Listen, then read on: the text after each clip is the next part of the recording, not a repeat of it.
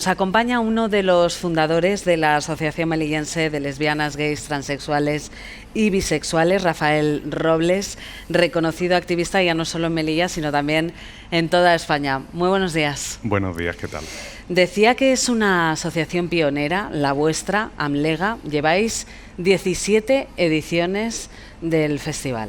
Sí, vamos a hacer este año el 18 Orgullo del Norte de África, que es como denominamos a nuestro orgullo LGTBI en Melilla, y lo hacemos precisamente para dar voz también a todas las personas LGTBI que no pueden alzar su voz por los derechos del colectivo, pues en el entorno más inmediato que estamos, que es toda la región del norte de África. Es el festival más grande de toda África, también es el primero, Rafael. Pues realmente no lo sé, o sea, no sé si es el primero ni si él es el más grande, sí es el que, aprovechando la oportunidad de una ciudad como la nuestra, una ciudad española en el norte de África, teníamos muy claro, nada más constituirnos, que era muy importante la celebración de nuestra reivindicación principal, que es el orgullo LGTBI, y así empezamos a hacerlo desde sus comienzos en el año 2005.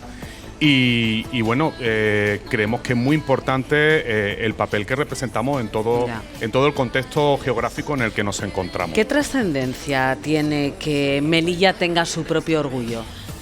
Pues tiene muchísima trascendencia, primero porque da visibilidad al colectivo en una ciudad que al fin y al cabo es pequeña, que es difícil que exista esa representación del colectivo en sitios pequeños, como puede ser cualquier pueblo, cualquier del ámbito geográfico nacional, pero además, tratándose de una ciudad frontera como la nuestra, todavía es muchísimo más importante, porque nada más cruzar esa frontera que tenemos aquí al lado, ya existe una penalización de nuestros derechos como personas, y por lo tanto todavía adquiere muchísima más significación. ¿Qué diferencias dirías que hay entre el orgullo de Madrid o Barcelona con el de Melilla? ¿Aquí hay más tabúes todavía que derribar, que echar abajo? Muchísimos más, claro, lo vuelvo a repetir, por ser una ciudad pequeña, una ciudad fronteriza, y por también tener aquí una diversidad de culturas que por un lado tiene pues una lectura negativa, ¿no?, a la hora de que cada cultura vive la realidad LGTB de una forma en la ciudad, pero al mismo tiempo también esa diversidad cultural nos permite tener como una especie de tolerancia innata a la diversidad, ¿no?, y para nosotros es muy importante, ¿no? Quizá ese es el hecho más positivo de la realidad LGTBI de esta ciudad, contar con esa diversidad innata a la ciudad, que es la diversidad cultural. El orgullo está a la vuelta de la esquina. ¿Qué vamos a encontrarnos este año? Pues debe ser uno de los orgullos con más actividades a lo largo de todo el mes. Se van a ir desarrollando, ya se han desarrollado actividades de cine, esta semana va a haber actividades literarias, se va a hablar del deporte y de la realidad LGTBI en el deporte. Se va a hacer, por supuesto, como todos los años, el pasacalles que llevamos a lo largo de las diferentes calles de la ciudad, por lo menos las principales, con la lectura de pregón y manifiesto, y esa gala que realizaremos en esta misma Plaza de las Culturas el día 25 de mayo, sábado, y a la cual invito a toda la ciudadanía melillense a participar. Tú llevas muchos años en esto del activismo. A día de hoy, ¿cuáles son los retos que tenéis por delante?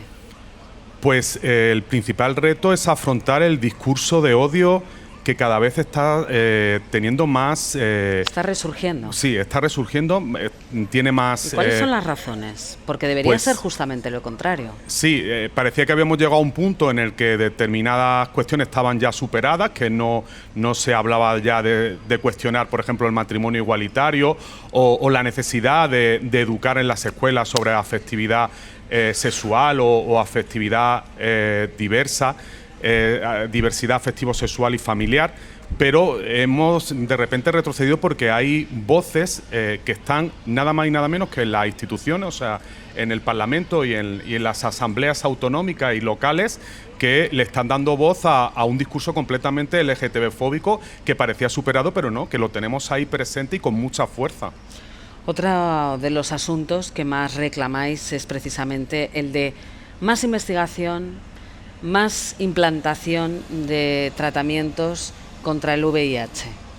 Sí, efectivamente. O sea, hemos visto que está muy presente todavía la realidad de sufrir por parte de toda la población una pandemia, como acabamos de vivir, ¿no? La pandemia, seguimos viviendo la pandemia del COVID-19, pero tratándose del VIH es una pandemia que sigue ligada y estigmatiza sobre todo al colectivo LGTBI. Estamos viendo que hay un nuevo virus que sigue estigmatizando de nuevo al colectivo LGTBI.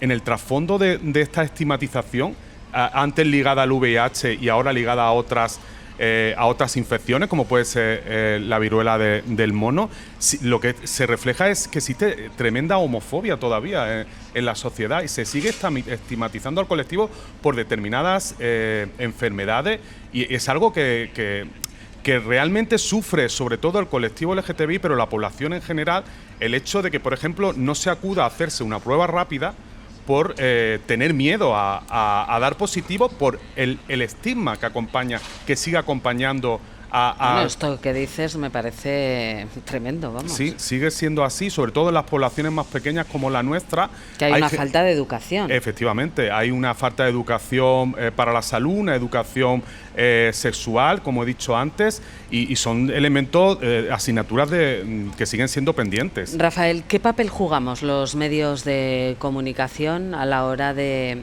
ayudar a eliminar todos estos tabúes y de crear una situación de absoluta normalidad? A mí me parece el papel de los medios de comunicación fundamental, imprescindible para dar sobre todo visibilidad a un colectivo como el nuestro.